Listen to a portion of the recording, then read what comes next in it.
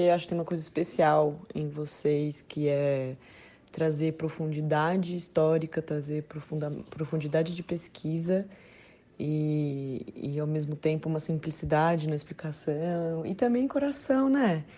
Também um pouco de angústia, um pouco de urgência emotiva e urgência política de falar sobre alguns temas. Isso é muito gostoso, isso é muito relacionável, né? A gente se sente muito empático com o que vocês estão falando. Então, eu sou fanzoca. Para vocês me conhecerem um pouquinho melhor, eu não vou falar em nome do meu trabalho, mas para vocês saberem quem está aqui do outro lado, eu sou formada em Direito pela PUC São Paulo. Eu trabalhei anos no poder público, gerenciando políticas públicas, sobretudo na área da cultura.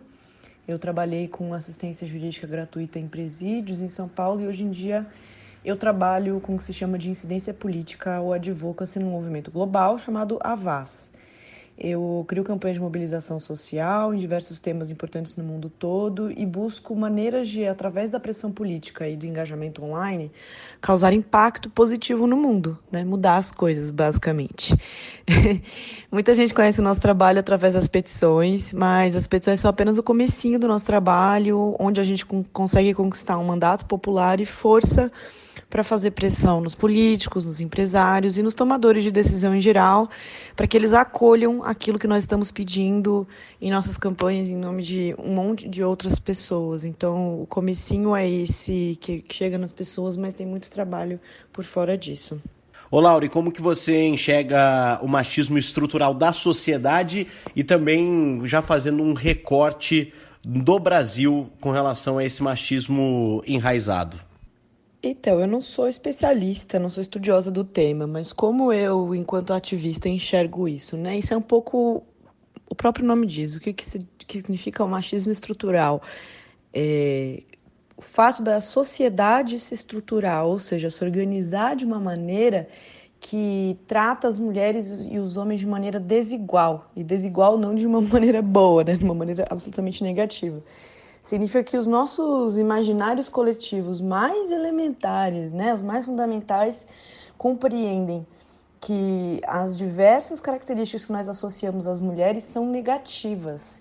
Então, a gente atribui às mulheres trabalhos inferiores, salários inferiores, mesmo que o trabalho seja o mesmo, funções que a gente considera inferiores, emoções que a gente considera inferiores e maneiras de se estruturar de maneira que a gente dê a essas mulheres menos espaço, menos poder, menos voz, e menos condições de chegarem em lugares que elas queiram chegar e de fazer o que elas exatamente queiram fazer, especialmente se isso que elas quiserem fazer ocupe um lugar que a gente entenda como naturalmente masculino, né?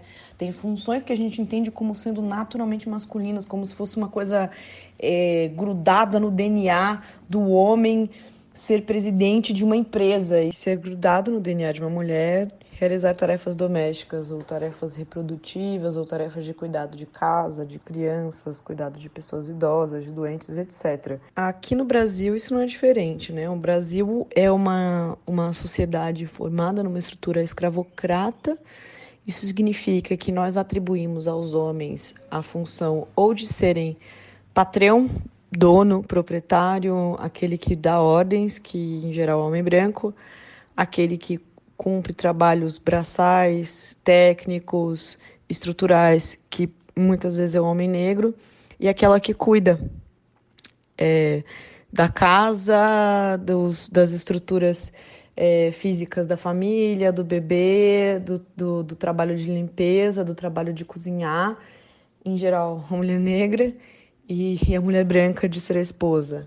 É um pouco isso que a gente trouxe da nossa herança escravocrata e a gente continua reproduzindo isso, né? Então, é muito difícil para a mulher conseguir quebrar as estruturas porque a nossa sociedade há séculos se organiza dessa forma, há séculos enxerga o lugar da mulher na sociedade como sendo este o papel, né? Então, a gente é metade da população brasileira, um pouco mais da metade da população brasileira.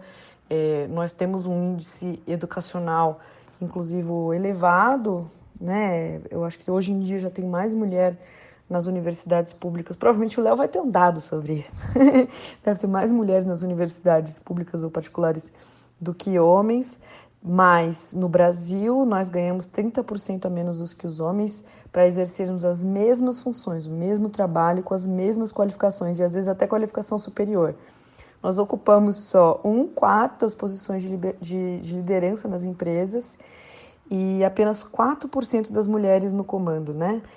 E os homens têm cerca de 20% mais chances de se tornarem executivos chefes, os CEOs, o presidente da empresa, do que mulheres no Brasil, né? Isso significa que toda vez que uma mulher vai para uma entrevista de emprego, é muito mais difícil para ela conquistar aquela vaga, não pelas qualificações dela, mas porque o imaginário coletivo do espaço que a mulher deveria ocupar na sociedade não é aquela vaga, não é aquele lugar, é um outro lugar.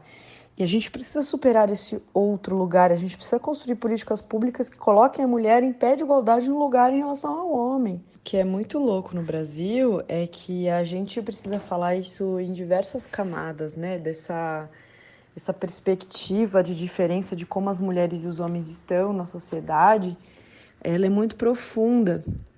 Então, a gente se preocupa hoje com aquilo que é mais urgente em termos de execução de políticas públicas. A gente se preocupa com aquilo que é urgente, que é importante, que é as mulheres pararem de morrer, né? As mulheres pararem de sofrer violência pelos seus parceiros ou pelos homens ao redor dela, pela sua família.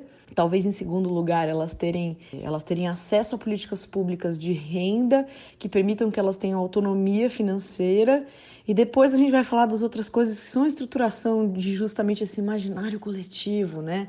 Então a gente está ainda no Brasil tratando daquilo que é emergencial, que é a sobrevivência das mulheres, né?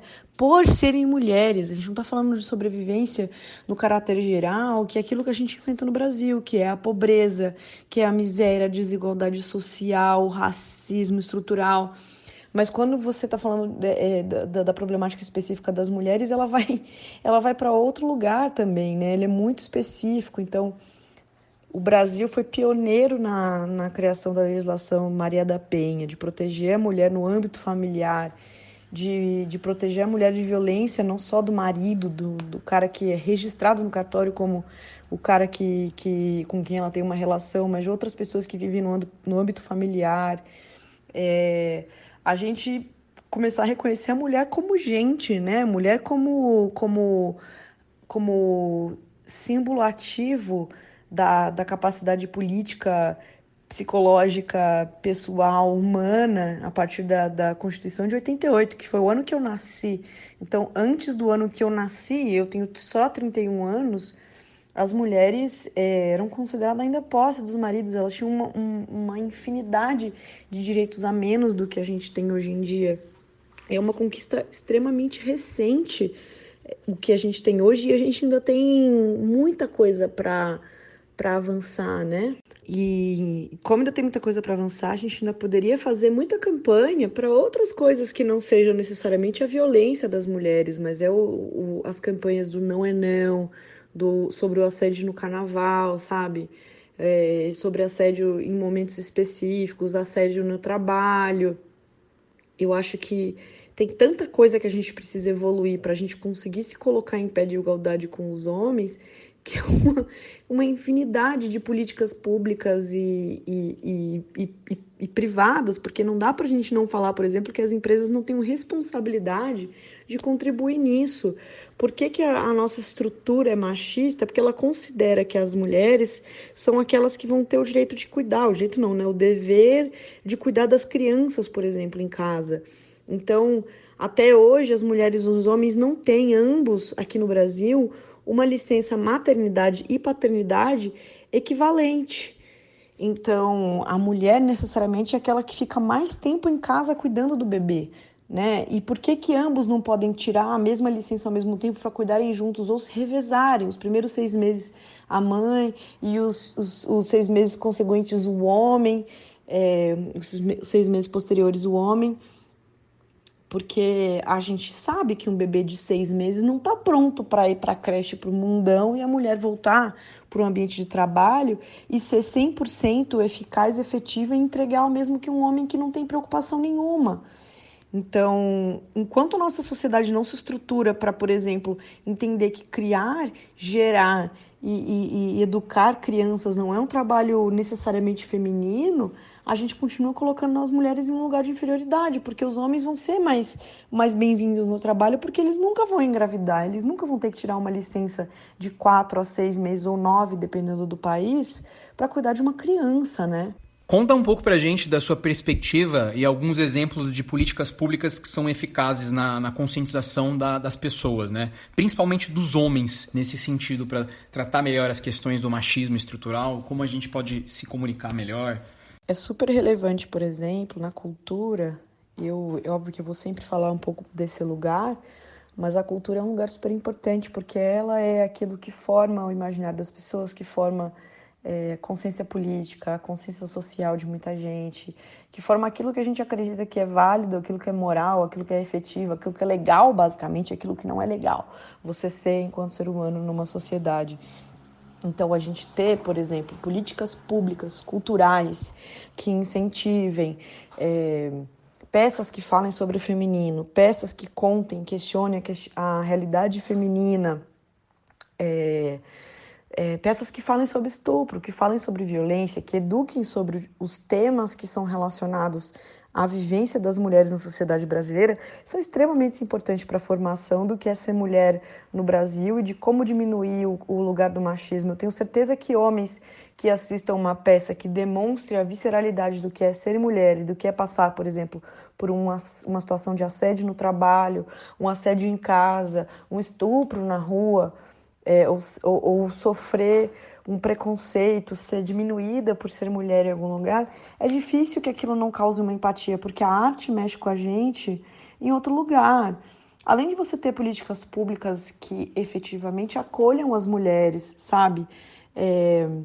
Eu acho que é super eficaz aqui no Brasil, como o SUS lida, por exemplo, com a possibilidade de você ter sido contaminada com HIV. Hoje em dia, se você acha que você sofreu uma relação desprotegida ou que você foi estuprada, né? Digamos, você chega num hospital ou num postinho de saúde, numa UBS, dependendo de onde você mora, tem uma nomenclatura diferente. E você conta, olha, eu sofri uma relação desprotegida, preciso de ajuda porque não sei.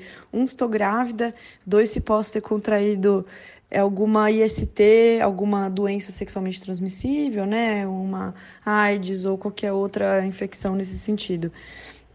A maneira com que o SUS trata disso é super humanizada, pelo menos as experiências que eu conheço, em geral, eles são bem equipados a lidar com isso.